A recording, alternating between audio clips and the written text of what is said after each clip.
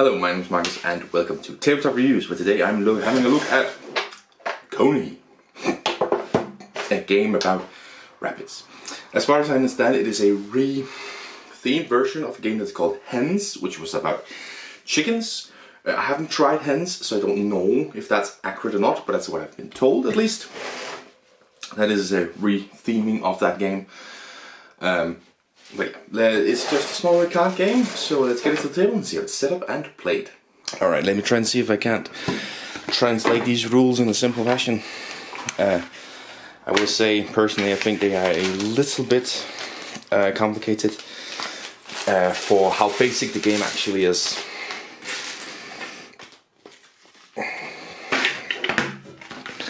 But yeah, you'll start off with all these things. You can separate them if you feel like it. This is a first. Oh, that's a first player token. Anyways, you'll just take these cards, shuffle them up, and put them in a pile here. Then each player will draw 1, 2, 3, 4, 5 cards. And what you will do this is you will draft. So depending on how many players you are, you will draft it out. Say, what do I want here? Maybe a good idea to start with this guy. I take him, pass the cards on, and of course I receive 4 cards from the next player. And what do I have here? Comparing. Choose this one, pass next on. When you then have 2 left, choose one to keep and the other one to throw in the discard pile. So you will end up with 4 cards in total. Then you will grab one of each resource over here, and then of course you also have you flip over the top 3 cards here, and now you're ready to play. And on your turn you'll choose to do one of 3 actions. Either you will restock, and what that means is you start off by discard any unwanted cards. Let's say I don't want this one. This one is terrible. Get rid of them. Then I draw until I have 4. So that's just the one I can choose from the pile here. So let's say I choose this one. It will not be reinstated. Then I can reserve up to 2 cards. What that basically means is I put them down here. They have not been played yet. They're just on the side here, ready to be played once I want to. And then I draw up to 4 cards again, which can again be from here or from here. And then at the end of my turn, I fill out, so there are 3 out here yet again. And then you get to take any 2 resources that you want. Can't remember, is it this one? I can't remember if it's this one or the other one. Might have to be different actually. But yeah, take any 2 you want, probably matching to either these or the ones in your hand. Next up, you can play a rabbit card. Now, the first thing you can do is you can trade any you might already have played. Now, it's just for fun, say that I have already played these 2 here. Now, the first time, these 2 here, and I can see this one has a trade of 3 of the same. You can see it down here. 3 of the same resource. So I take this one from my area and I grab, well, for this particular one it would be decent to grab 3 cucumbers. And now I have traded it away and I'll have this one left.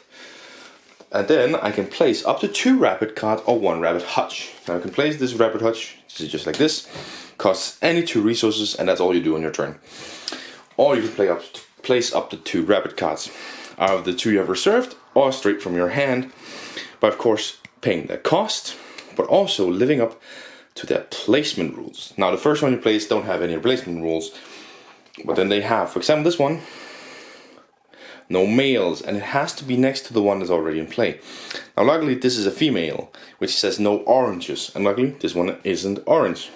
So I can play this one down here, paying its cost, and then another one I might want to play is this one, which needs at least 1 man and at least 1 black. Now luckily, this one up here is a male and it is black. So I can play this one as well. And now I've played these cards here. Then at the end of it, you can discard. You must discard cards if you have more than 4 in hand. It can happen because some of the cards you play down has immediate effects. For example, this one, no. Gain 2 cards or resources. So if I choose to draw up 2 cards, I would be on, 5 cards. I would have to discard 1 to be back at 4. And the last one you can do is the growth action, where you first activate growth during growth coupons. Now that these things at the bottom here, these are called coupons, and this one is a during growth. I can do it in any order I want, and sometimes it makes sense. Like this one, draw up 2 cards and any 1 resource. So maybe I draw up 2 cards, and okay, it didn't quite work because this one is gain 1 resource or another resource. So it'd be like to get for this card, for example, I'd take the resources for that one. Then you can place resources on cards if they have a endgame score for it. I am not so lucky to actually have one that scores for that one, but some of them say have a point for every carrot on there. So you could take a carrot from your personal supply and put it on the card. Now, and you can do that as much as you want, but just the 1 resource per card. So if I had 2 cards, I could do 2, but I can't put more than 1 on each. And then in this current example, I now have 6 cards. I need to discard 2 from my hand. Some of them you play in, of course, also have immediate effects on the coupons, like this one immediately gains some. That's also a coupon thing.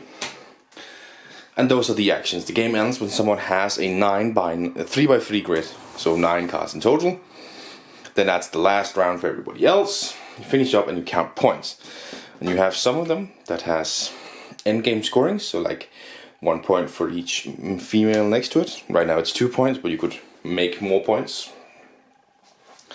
And other endgame scoring, there's also the one with coupons on it, have these here. And you score points if you have 3 or more of them. It says in the rulebook how many points you score. If you have a reserved card left over here, that's minus 2 points. So the ones you reserve, you need to get played. But it's basically the game. The first time you maybe played it, this can be a little bit confusing with the different ones. How did I get resources? What did I have to do this? Can be a little bit, because I feel like they are a little bit more complicated, but after a couple of games you get the hang of it. But that's basically the game. There is a module in it, but we haven't played with it, so I can't rate it. Let's get back to the table. Alright, that is the game Coney. Setup and the gameplay. Let's talk about it quickly. First of all, the setup is nice and easy. I mean, I showed you the bag, just emptying it out. If you wanted to separate them by kind, you could do that easily, of course. But having them in a pile like that is still easy enough. I mean, the colors pop and the shape of them also very much is distinguishable. I have a little bit of that what the last one is. It's cucumber maybe or something, but it doesn't really matter. And then of course you just have the cards. What I really like about this setup is this little drafting at the start. That's fairly interesting. Instead of just get 4 cards, it's drafting and forces you to take decisions right away, impacting each other as well. And the nice thing is you don't know what the other person has, so maybe there is some growth actions with some shops in it and you choose one of them and the other one you pass over unfortunately matches the one he just took, so he knows it's an advantage. It's a nice little way of doing the setup, so it isn't just draw some, get some cards and then start playing. It also very much immediately makes a discard pile, so I don't have any doubt of where do you need to throw my discarded cards at. So a really nice setup, honestly, and of course it's a small card game. It needs to be easy setup, but that little drafting does not make it like more difficult. It's just a nice thing to have in. In terms of the gameplay, I did mention it in the overview there. I do think the actions they seem a bit more complicated at first than what you would expect from such a small card game, and even it's basically 3 actions, but all of them has like 4 or 5 under subjects of, do this and then this and then this and then this. So it seems a bit more complicated the first time, and you do need to sort of play it to fully get it, I think. because when I first read it, I was like, it's a bit weird this. And then we played it, and oh, okay, I get it, and we played it a little bit more, and then, okay, I understand it now, right? But you do need to sort of play it before you can really understand it, I think. Because it is a little bit, like, it spends a large amount of pages on it, like each section of the action gets like 2 pages of rules, which is quite a lot for a small card game like this. But in the end they do make sense. The restock action, where you get some more cards and some more resources, makes sense.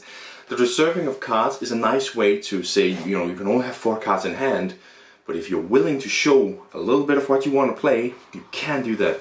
But it's minus 2 points, so it's like the ones I'm reserving, those are cards I do want to have played. So, like, if it's not, it's kind of stupid. Like, minus 2 points is harsh. You're probably not gonna win if you get that. But so it is illustrating to your opponents around you, I want to play this. And if you have like a growth action down, which says something, your opponents now know, okay, you might want to go for those shops on your growth actions. But again, you get 2 extra cards. So does it weigh out the options a little bit? Very much interesting in that one. In terms of the playing cards, the trade action was the one I didn't get. And I don't know why I didn't get it now that I understand it. Like at first I was like, what do you mean by cost of trade? What? And even the first time I played the trade, yeah, if you trade you get... And now that I see it, it's like, why didn't I understand it as first? I don't think there's really any reason not to. But it's also sort of what I'm talking about. This game does like to add a little bit of depth where maybe it's not really necessary. Like the trade action could just be you get to remove one of your cards already played and get a resource of your choice, for example, because it is of course leading into playing cards. And it just takes, and I think it sums up the game pretty easily. Like it could be something simple, but you are making it a little bit more complicated, a little bit more thinky, so to speak, for what is just a small little card game. But it should be simple enough to understand. Why I didn't, I don't know. And then playing the cards, I do like the action of playing these cards. They have rules that are fairly simple to understand. Not next to a gender usually, or something to do with gender and something to do with the color. Easy enough to understand. Of course, the cost is where the cost is always in these kind of games. That's nothing new there. But it is interesting to think both on either side and up and down. It definitely has had you stuck in some points. And then that's the nice thing with these rabbit hutches going to playing the cards face down. Because if you are in a situation in this little corner, I just can't fill it out. But if I finish it, I've finished my entire pen of rabbits. And that would put my opponents at a disadvantage. So I'm definitely just gonna play the rabbit hutch now. Because obviously I am. It is definitely a tactical thing, and it is a nice way to be capable of filling out your area of rabbits a little bit quicker. And the last one is the growth action, and this one I think is very, very interesting. And it is another example of, like, it didn't need to have this one, but they did include it to make it a little bit more thinky, a little more choices, and a little bit more complicated, so to speak. But it is very nice to say activate all your doing growth actions in the way you want to. That's a nice one, not left to right all the way down. No, in the order way you want to. So you can say, okay, I'm going to get the 2 resources from here, getting the cards. Works really well. But it is another one of those things that they added in to say, we want to make it more than just a card game. Yeah, and then the game ends when one is filled out. Everybody gets one last turn except you, of course. Nice little touch to add in there, just to make sure that people might be capable of catching up to you. And then you have the final scoring, where the shops are nice, but you need a lot of shops. Like you need 3 to score 2 points, 4 to score 4 points, and 5 to score 6 points. And even getting 3 of the same shop type for that growth action thing, that's difficult. That's asking a lot. That's a third of your pen. So it's quite a lot to ask for. And most of the endgame scoring ones are nice and something you can really work towards. So I think that's going through all the gameplay here. Let's talk about the theme. Personally, rabbits, this sort of owning rabbits is not something that I know too much about. So maybe someone who's more expert can tell me, is it realistic that sometimes women don't want to be with men and sometimes they do want to be with men, and this racist thing of them, one dislikes black and one dislikes orange and stuff. Is that real, or is it just a gamified aspect of it? I'm not sure, to be honest with you. I know that rabbits are peculiar creatures and you need to take some time to take care of them just like any other living animal out there. But that seems like it's an aspect that is just for the game of it and not real. Especially when I'm in Plantorama, they have rabbits of all kinds of colors and genders. Well, not genders aren't mixed, but I think that's just to avoid children. Like I say, but maybe somebody who knows a bit more can tell me, oh, actually, or something.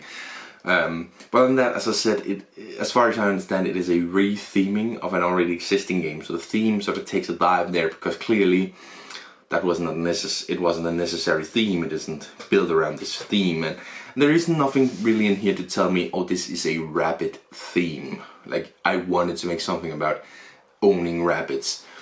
There isn't anything that screams that in here, especially when you look at that it was hens at first.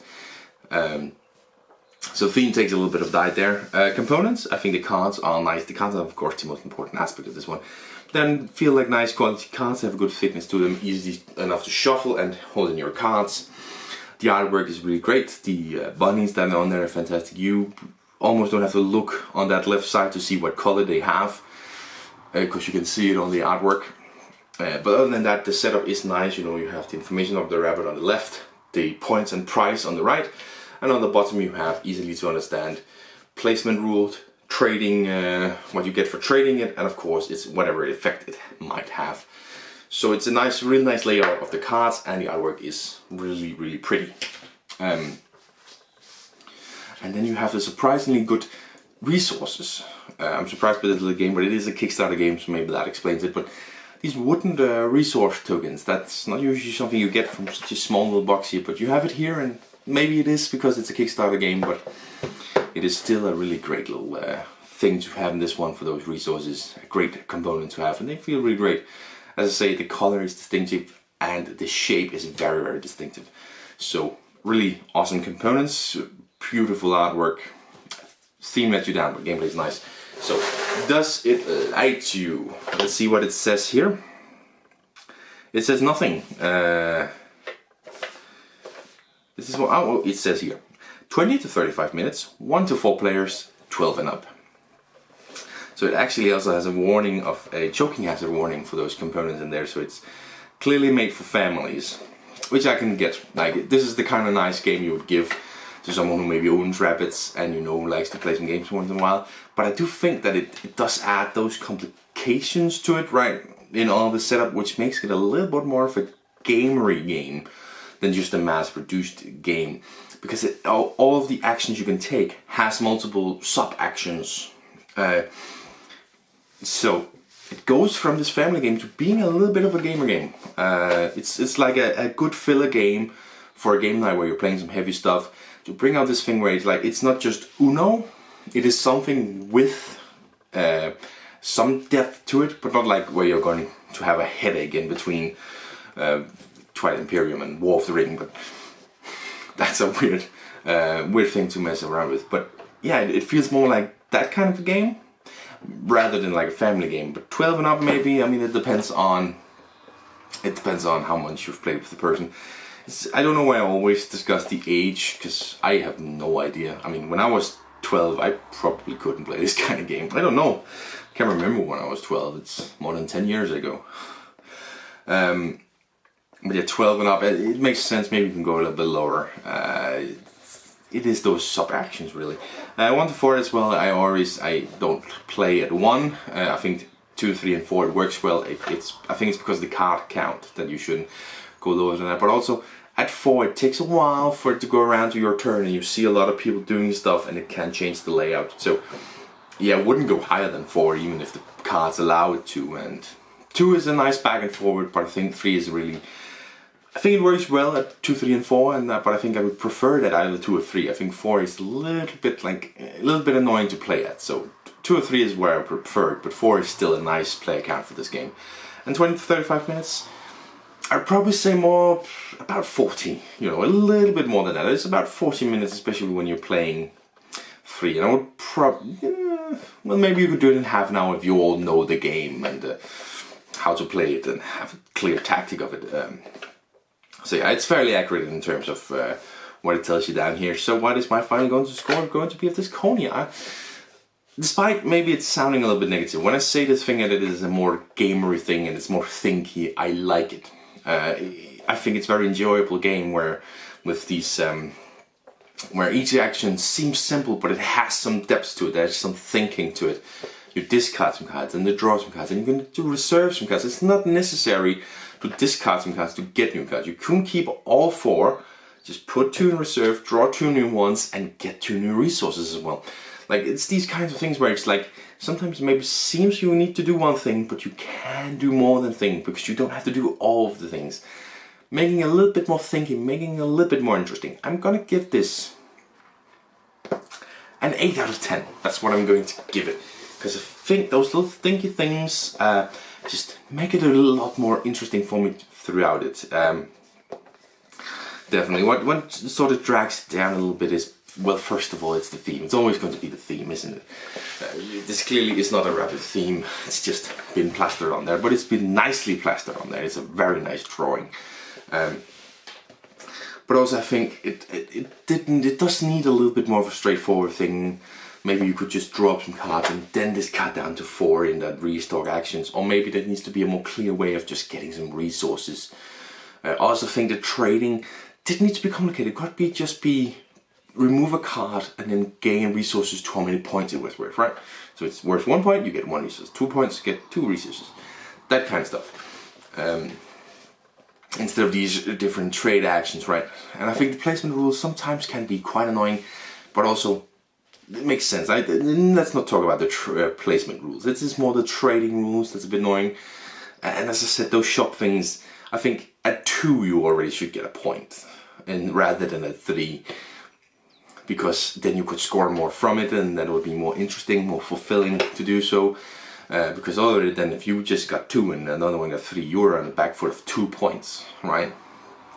So those little things that I'm unhappy about sprinkled throughout what is otherwise a pretty nice game and a very nice package. So Coney, it gets an 8 out of 10, and it's probably staying on the shelf because my wife bought this game and I'm not allowed to sell it.